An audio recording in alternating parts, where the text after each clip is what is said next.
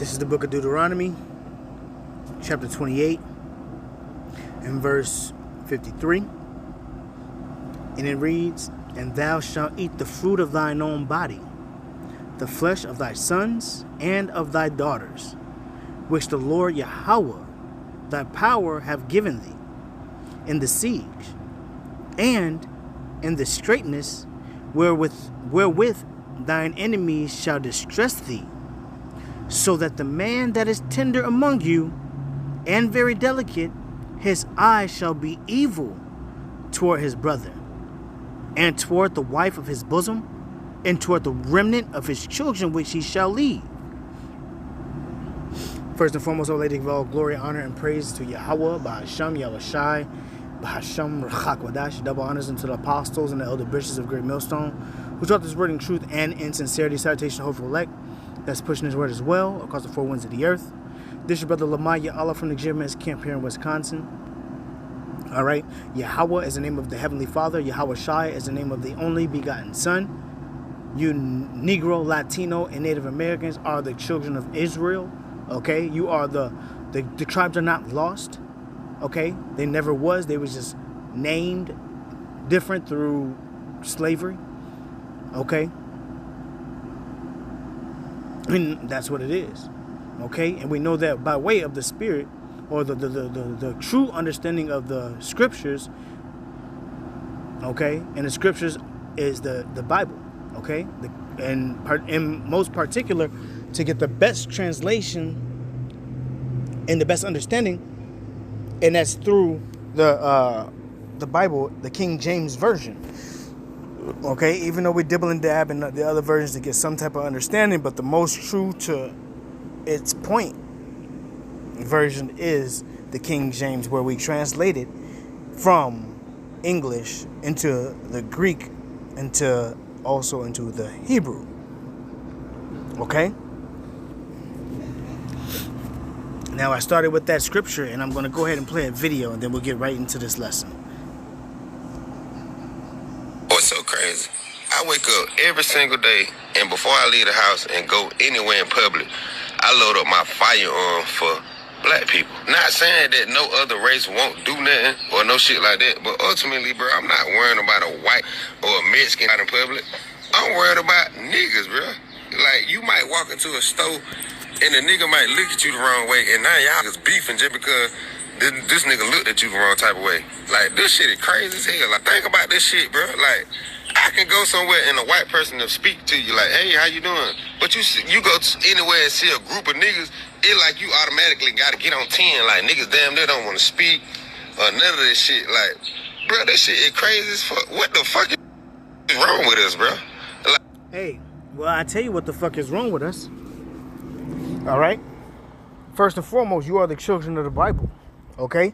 You are the children of Israel, which the curses in Deuteronomy 28, like as I read, all right, they have overtaken you. You see? So yes, you have an evil eye towards your brother and towards your sister. You have an evil even an evil eye towards your children. Okay? And that's ultimately the curses of the Lord. Because we fail to obey Yahweh Bahasham Yahushai. Okay? We fail to obey the Lord and his laws and his statutes and his commandments. So these curses were put upon us, and you can read that in Deuteronomy, the chapter 28. And you can, if you start at 1, it'll tell you about the blessings. Okay? That comes the blessings all the way to 14, and then 15 tells you about the curses. And both 1 and 15 in Deuteronomy 28 and 1, it says, if you will hearken into the word of the Lord, these blessings shall come upon you. Okay?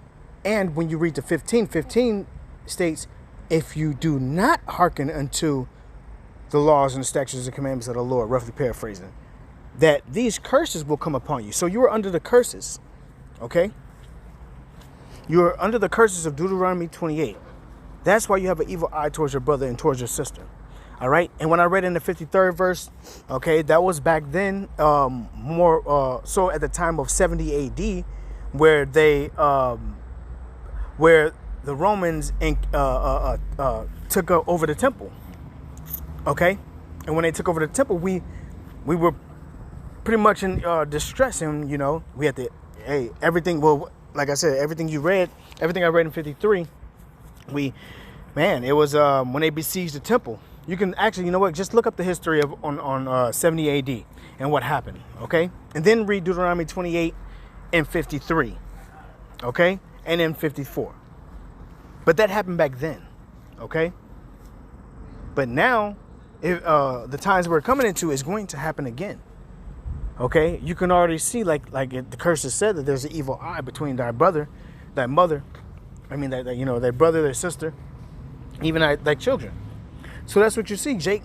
Anywhere you go with Jake, I'm gonna say most of course in the hoods, where you could walk outside and then Jake just automatic hates you. We look at each other up and down. Okay. The Lord blessed me to actually have a chance to go overseas, and I was overseas for a little bit, and I've been into many of these heathen nations and their countries, and you don't ever see that with them. You don't see the type of evil that they have towards each other, but you only see that in Jake communities, and you see that in Jake bars and Jake clubs and everywhere Jake go. You step on a Jake, and when I say Jake, I'm talking about your Negro, Latino, and your Native Americans. Okay. We all come from our forefathers, Abraham, Isaac, and Jacob. Jacob's name was changed to Israel, all right, which we are the Israelites, okay? So when I say Jake, I'm talking about you Negroes, Latinos, and Native Americans, okay? So Jake hate each other. You step on, in a club, you step on each other's shoes, right? Somebody want to fight.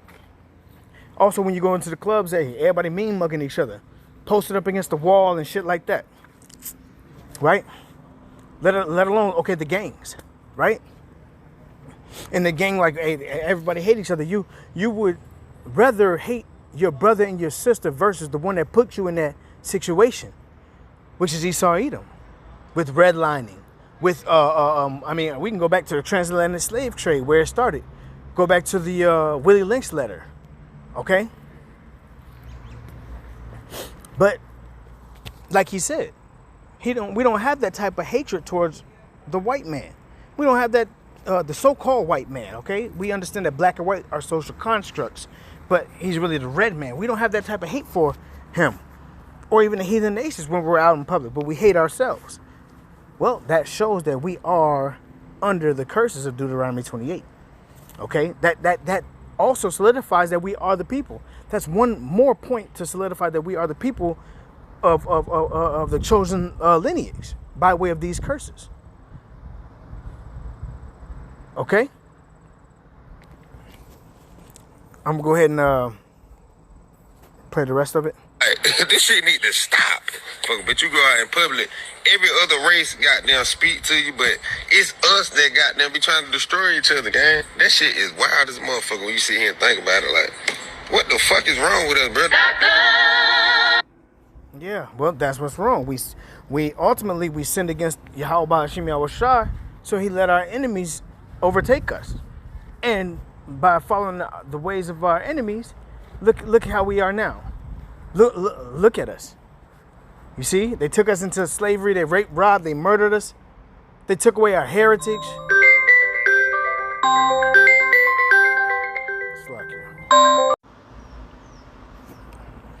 Salakia. Okay. So, yeah.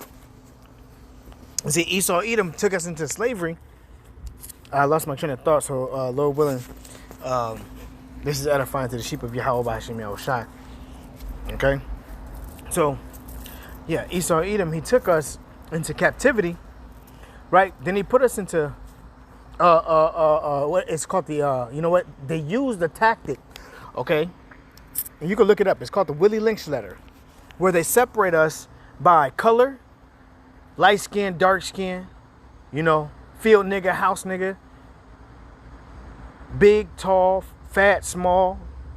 They systematically separated us and divided us. And you see that now today. In our neighborhoods, you see that now today with our people. Okay? So ultimately, the curses was put on upon us, and Esau Edom, or the self-proclaimed white man, he's the Lord's whipping stick, as it said in Psalms. I want to say it's the 17th chapter. Okay, but that's ultimately why we are in the state that we're in. Okay, that's lucky. I got let me get so the precept. Salakia, bear with me.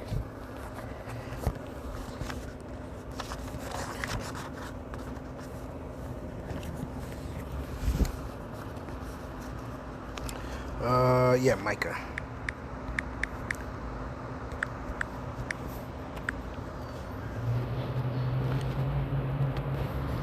All right. This is the book of Micah, chapter 2, and verse 1. I'm going to start at 1. It says, Woe to them that devise iniquity and work evil upon their beds. When the morning is light, they practice it, because it is in the power of their hands. You see? And who does that? Esau, Edom. All right? They have their think tanks. They have all of these plans and things like that they devise in the middle of the night. Right? To, first and foremost, keep the Israelites down, to keep Jake down. So they devised that plan, that Willie Lynch letter as well. You know, even now today, they devised the plans of social media and the drug industrial complex. I mean, Slacky, yeah, the drugs. Jake can't get drugs in here, right? What about the prison industrial complex? That's another way to keep Jake down, to keep them subjugated to the self-proclaimed white man. You see, the movies, the music, all of these things were used to deteriorate us into, first and foremost, as you can see, all it brings us what hate and evil towards each other. Okay, so that's why in these times, like, you got to really be selective on what you listen to, on what you watch. You know. Because actually, you know, having an understanding of this truth, you know, you have to, what the scriptures talk about, flee from evil. So we understand that these things are what causes us to, you know, manifest whatever we're listening to, or manifest whatever we are watching to be evil. And you really got to stay away from that, because it's an enhancer. Okay? But that's what the hopeful elect. I'm going to say it that way in this time, and the ones that actually truly believe and understand. All right? And that's the blessing right there, because we understand these things. That's why it says, the scriptures talk about a prudent man foreseeth the evil and hideth himself. Okay? So we understand that it was all prescribed from Esau, Edom, why we hate each other and why we look at each other the way we do, right? By way of what Esau, Edom pushed. But ultimately, it was the curse of the Lord. And Esau is just that whipping stick to push these things onto Jake. All right? Ultimately for judgment. You know?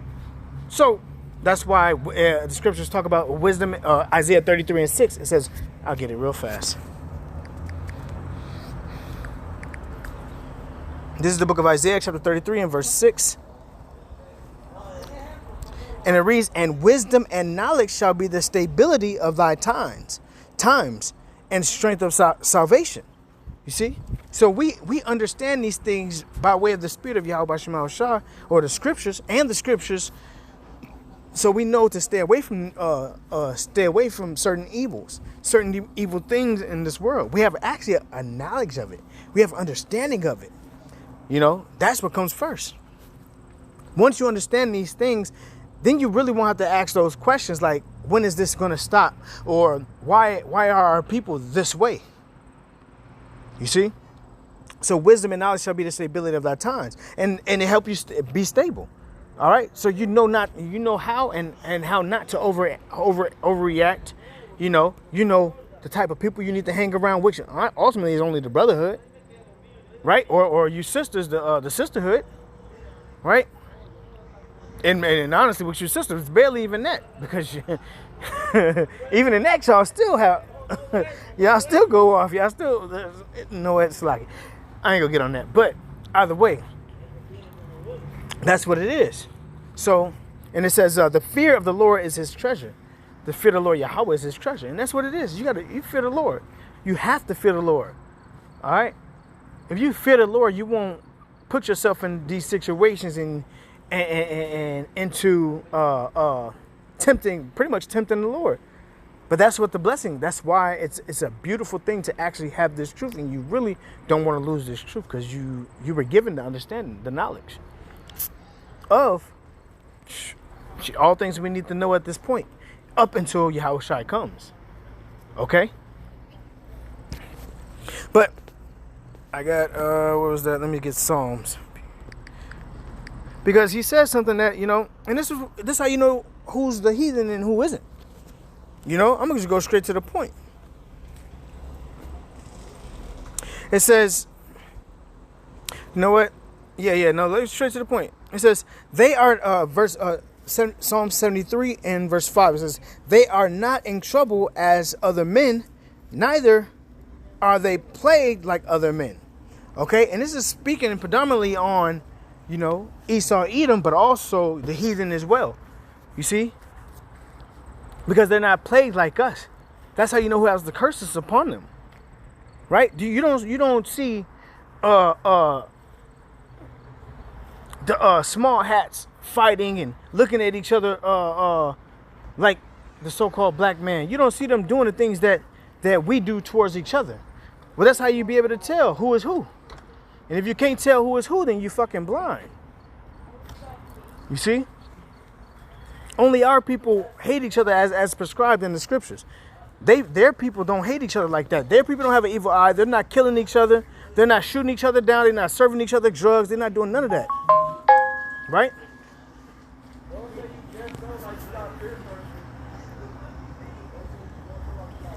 It's lucky. But, I mean, like I said, that's a telltale sign who has the curses upon them and who's the actual people. The actual people have the curses upon them. Okay? But yeah, they're not in trouble like other men. He said that you can walk around them and they can, be nice and all of that shit to them. Say hi, say good morning, and they won't look at you back. They say, hey, hi, good morning. And then they keep walking, I had the Lord actually, blessed me to travel. So when I was overseas, Japan, anywhere, Australia, all the places that I went in these heathen nations, they never treated each other how the so-called Black, Latino, and Native American treat each other right now today.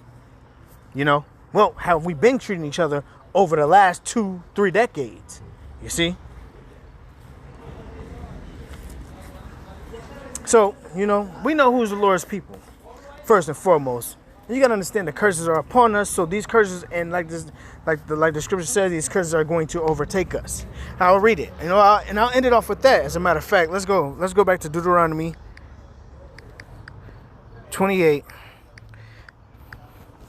and we go straight to verse 15. Okay. You know what? Let's go 1 and then we're going to go 15. All right. This is Deuteronomy 28 and 1. It says, and it shall come to pass that if thou shalt hearken, listen diligently unto the voice of the Lord Yahweh thy power, to observe and to do all his commandments, which I command thee this day, that the Lord Yahweh thy power will set thee on high above all the nations of the earth. You see? So if we listen to the Lord at that time, we will be set above all nations upon the earth. But it didn't happen that way. You see?